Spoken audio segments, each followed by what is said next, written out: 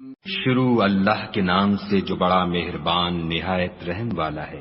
السلام علیکم ورحمۃ اللہ وبرکاتہ۔ پیارے دوستو، آج ہم بات کریں گے ایک ایسے دن کی جو انسانیت کی تاریخ میں سب سے بابرکت دنوں میں سے ایک ہے، جس دن اللہ کے محبوب ہمارے پیارے نبی حضرت محمد مصطفیٰ صلی اللہ علیہ وآلہ وسلم نے میدان عرفات میں لاکھوں لوگوں کے سامنے اپنا آخری خطبہ ارشاد فرمایا۔ یہ وہ لمحات تھے جب آخری نبی آخری بار اپنی امت کو ایک جامع، مکمل، عالمگیر پیغام دے رہے تھے، ایسا پیغام جو رہتی دنیا تک انسانوں کے لیے مشعل راہ بن گیا۔ یہ خطبہ سن 10 ہجری میں 9 ذوالحج کو حجۃ الوداع کے موقع پر دیا گیا۔ نبی کریم صلی اللہ علیہ وآلہ وسلم عرفات کے میدان میں جبل رحمت کے قریب اپنی اونٹنی قصوہ پر سوار ہو کر تشریف لائے اور لاکھوں کے مجمع سے مخاطب ہوئے۔ نبی کریم صلی اللہ علیہ وآلہ وسلم نے فرمایا، اے لوگو، میری بات غور سے سنو، شاید اس سال کے بعد میں تم سے یہاں نہ مل سکوں۔ یہ جملہ سنتے ہی ہر آنکھ اشکبار ہو گئی، ہر دل بھر آیا، کیونکہ سب جان گئے کہ نبی آخری الزماں صلی اللہ علیہ وآلہ وسلم کا آخری پیغام ہے۔ پھر آپ نے وہ الفاظ ارشاد فرمائے جو نہ صرف عرب کے لیے بلکہ ساری انسانیت کے لیے انقلاب کا پیغام بن گئے۔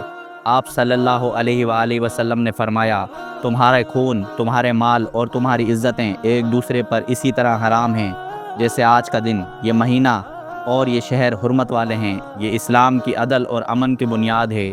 کسی کی جان لینا، کسی کا مال ہڑپ کرنا یا کسی کی عزت پامال کرنا، یہ سب اللہ کے نزدیک حرام ہے۔ جاہلیت کے تمام سود آج کے دن باطل کیے جاتے ہیں، اور سب سے پہلے میں اپنے خاندان عباس بن عبد المطلب کا سود ختم کرتا ہوں۔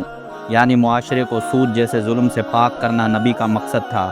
جاہلیت کے تمام خون معاف کیے جاتے ہیں، اور سب سے پہلا خون جسے میں معاف کرتا ہوں وہ ربیہ بن حارث کا ہے۔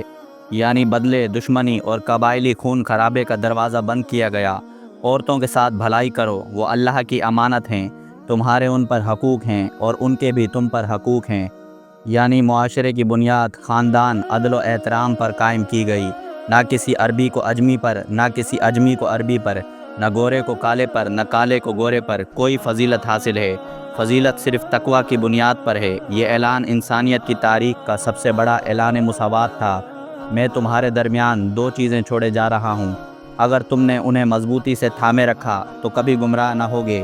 اللہ کی کتاب قرآن اور میری سنت، یعنی رہنمائی ہمیشہ قرآن و سنت سے حاصل کرنی ہے، نہ کہ رسم و رواج سے۔ امانتوں کو ان کے اہل تک پہنچاؤ، اللہ تم سے میرے بابت ضرور پوچھے گا تو تم کیا کہو گے؟ صحابہ کرام نے عرض کیا، ہم گواہی دیتے ہیں کہ آپ نے پیغام پہنچا دیا، امانت ادا کی اور خیر خواہی کا حق ادا کر دیا۔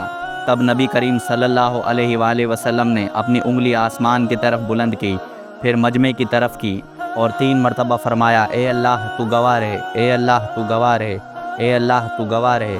پیارے دوستو، یہ کوئی عام خطبہ نہ تھا، یہ نبی آخر الزماں صلی اللہ علیہ وآلہ وسلم کا وہ آخری خطبہ تھا جس میں عدل، امن، تقویٰ، چارے، مساوات، امانت داری اور قرآن و سنت پر عمل کرنے کی مکمل دعوت دی گئی۔ آج اگر ہم صرف اس خطبے پر عمل کریں تو معاشرے سے ظلم، فساد، سود، ناانصافی اور بدامنی کا خاتمہ ممکن ہے۔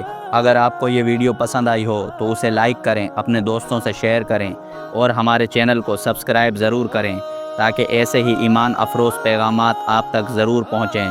اللہ تعالی ہمیں اس خطبے کو سمجھنے اور اس پر عمل کرنے کی توفیق عطا فرمائے۔ آمین یا رب العالمین۔ اللہ حافظ۔